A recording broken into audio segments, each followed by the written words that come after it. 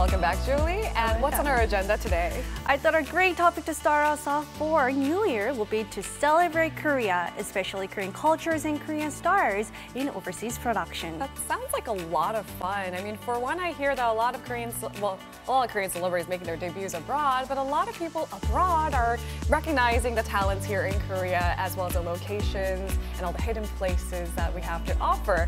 Now, I think it goes hand in hand with how much of Korea we see in overseas production. Yes, I wonder if our listeners can relate to this feeling. And let's check out the glimpses of Korea in overseas production. Let's get the scoop right now on today's Celebrity Talk.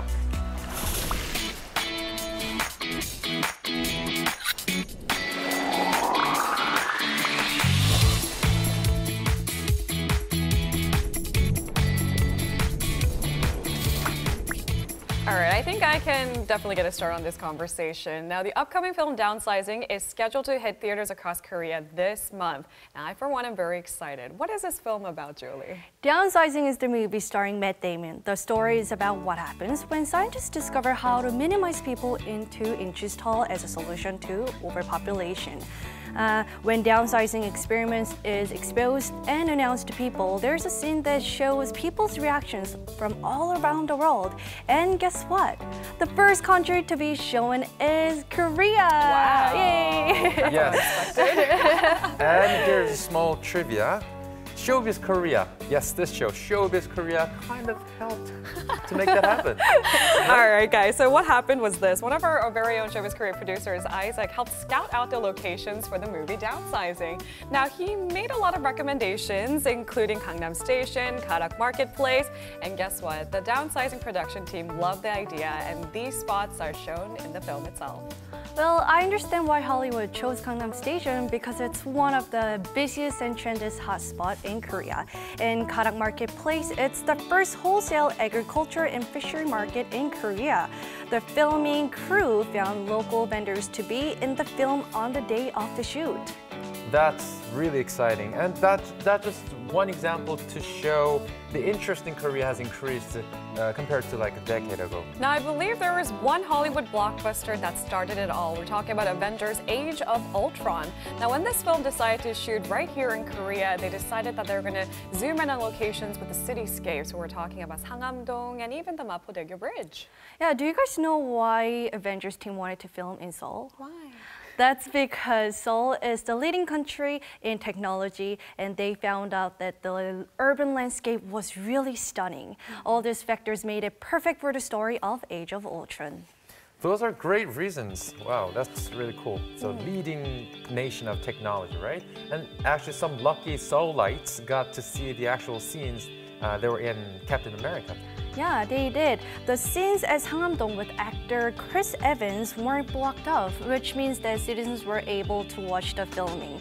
And the Age of Ultron team was showing their gratitude towards Seoulites for their patience and understanding with other areas closed off for their shoots. It was nice to see Korea in Avengers: Age of Ultron, and that's not the only superhero movie that had the glimpses of Korea. That's right. The movie Black Panther is coming to theaters this February, and some of the key features were actually filmed in Korea's port city, Busan.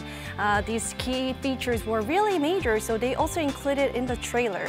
If you watch the trailer, you can find Tagachi Fish Market or Gwangalli, which is Busan's beach area, and so many different kinds of Korean signs. The Black Panther director said that Busan was the perfect place to film because it had full of life. It was full of life. Full of life and full of high-rise buildings. I only mention this because there is another upcoming film by the title of Pacific Rim Uprising. And the production team of this movie said the reason why they chose Busan as their backdrop was because of all the high-rising buildings that kind of looked futuristic. So we go back to revisiting that technology talk we had earlier, right? Now it seems like Busan won out against high competitors like locations in Australia, Japan, and even Singapore. Wow. You know, another big reason for Korea and Seoul and Busan, these cities being sought out, is because Korea's movie market has grown a lot. Yeah, I agree with you, but I feel like not only the industry, but also the fan response too.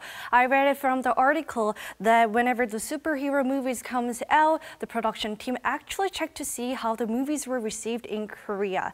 And I also read it that in very near future, we might even have Korean superheroes. So I'd love to see that. Now I can imagine someone like Ma Dong-seok taking on the likes of Iron Man, Captain America even. That sounds convincing, right?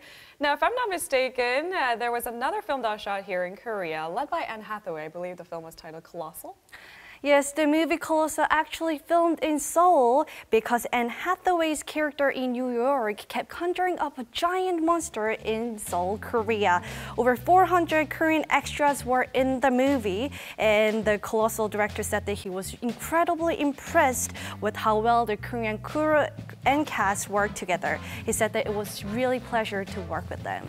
Yes, there are many overseas producers and directors who love working with Korean people, Korean actors and crew members. And for example, the Matrix directing team, the Wachowski, really enjoyed working with Bae-duna and people here in Seoul. So they really spoke highly of, Korean people. Well, I understand the Wachowskis cast Bae-duna as the leading character for their TV series Sense8. Not only that, they actually reached out to a lot of Korean actors, namely Ma Dong-seok, to play, guess what, a nightclub's bouncer. That's convincing, right? Needs no convincing at all, actually. And apparently, Ma Dong-seok speaks English. He also goes by the name of Don Lee. He studied abroad, so he made sure that the scene was enjoyable whenever he was present for the shoots. I'm not surprised at all that Ma Dong-seok charmed the overseas TV crew, and he wasn't the only Korean actor who made special appearances in Sense8. And also, there were a lot of guest spots like Lee Gi-chan, Cha In-pyo, and Yoon Yo-jung. After the Wachowskis saw Yoon Yo-jung's act, they gave a standing ovation to her. The Sense8 crew also said that they were very impressed how passionately the Korean actors have performed, no matter how long or short the scenes were. Well, that's really nice to hear. But you know what? Sense8 team wasn't here just for work. They were here for some fun too, and they needed a guy to sort of take them through the city. Guess who did that? Actress Bae-duna took the cast and crew of Sense8 to Noryangjin Fish Market of all places, and they only had great things to say about the fish market. Wow, that's a great marketplace. We hope that Noryangjin Fish Marketplace will appear in one of these Hollywood movies in the near future. Now let's move on to Korean stars who have gained a foothold in Hollywood itself. Namely, actor Choi Min-sik in 2014 starred in Luc Besson's film titled Lucy, starring alongside Scarlett Johansson. Now it turns out the director visited Korea himself to cast the talented veteran actor himself. Now this movie, Lucy, topped charts over in the North American market. What was interesting for me was that Choi Min-sik actually had Korean lines in Lucy, and I don't know if Korean fans have noticed it or if you guys have noticed it.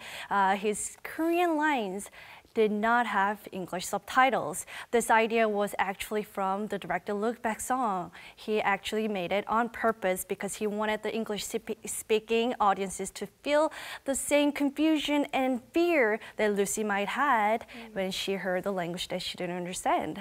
Wow, that really must have been a surprise for English-speaking audiences, and also very effective as well.